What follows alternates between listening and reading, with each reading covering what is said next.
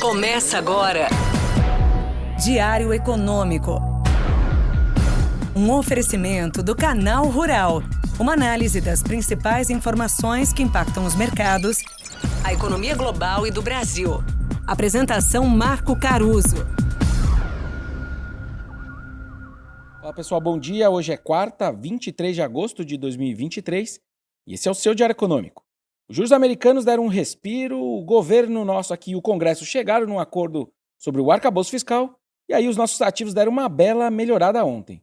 O Ibovespa subiu 1,5%, puxado principalmente pelas ações de commodities e do setor financeiro. Copasa e Semig também subiram com a proposta do governo de Minas de agilizar a privatização.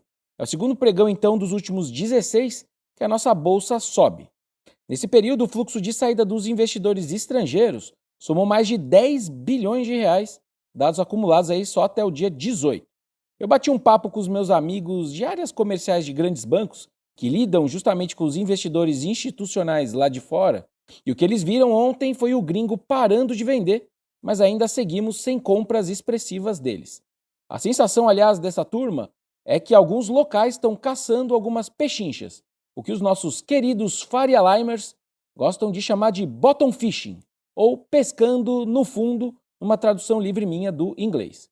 É quando a turma ali da calça caque e camisa azul arrisca dizer que o pior momento de alguns ativos está ficando para trás.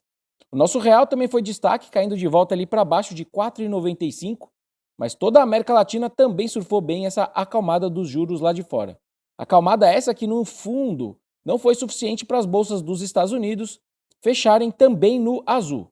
O que acabou pegando por lá foi o rebaixamento da nota de crédito de 5 bancos regionais, o que também acabou arrastando as ações dos bancões nos índices de bolsas americanas. Bom, mas um ponto importante de ontem foi finalmente a nossa Câmara ter pautado a votação das novas regras fiscais.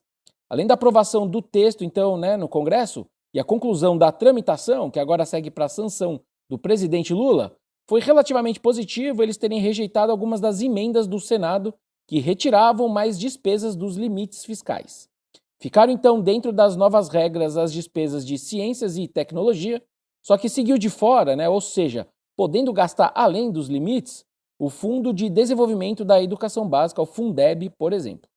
Agora então que o arcabouço vai de fato passar a valer, o governo já pode contar com um projeto de lei orçamentário para 2024 que reflete isso.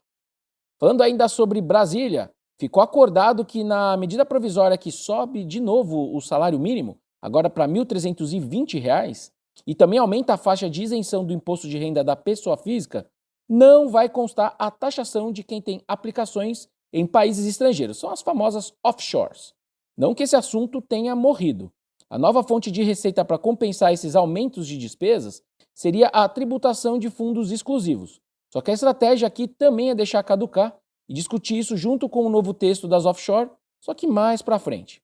Para quem não tem mais então de 10 milhões de reais investidos e não conhece então os tais dos fundos exclusivos, como o nome bem diz, são fundos de investimentos para chamar de seu, com gestão profissional dedicada só para você e que não paga o chamado Come Cotas, que é um tributo federal que antecipa a cobrança de imposto de renda.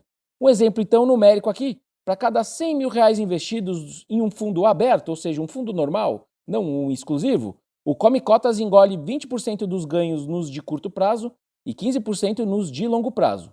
Já no fundo exclusivo fechado, esses percentuais ficam com o investidor até o resgate final lá na frente, o que obviamente gera juro em cima de juro numa base maior.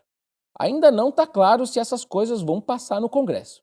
Enfim, então juntando tudo, a gente tem uma regra fiscal que não impõe grandes constrangimentos sobre os gastos públicos. Aliás, vão até subir os gastos com o salário mínimo e o IRPF menor. E ainda também não temos, então, receitas para entregar as contas no azul no futuro próximo. A discussão fiscal acaba, só que nunca termina. Bom dia, bons negócios e sorte sempre. Você ouviu? Diário Econômico. Um oferecimento do Canal Rural. Uma análise das principais informações que impactam os mercados, A economia global e do Brasil. de segunda a sexta, às 6 da manhã, no Spotify e YouTube.